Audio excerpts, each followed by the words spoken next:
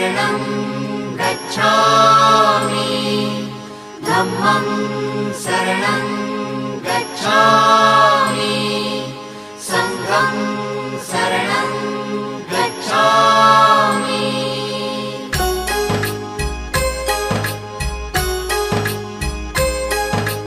बुद्धं शरणं गच्छामि धम्मं शरणं गच्छामि संघं शरणं गच्छामि त्याग मूर्ति तू शांत चित्त तू योग रूप संसारी दया प्रेम अन मानवतेचे प्रतीक तुझी ईश्वरी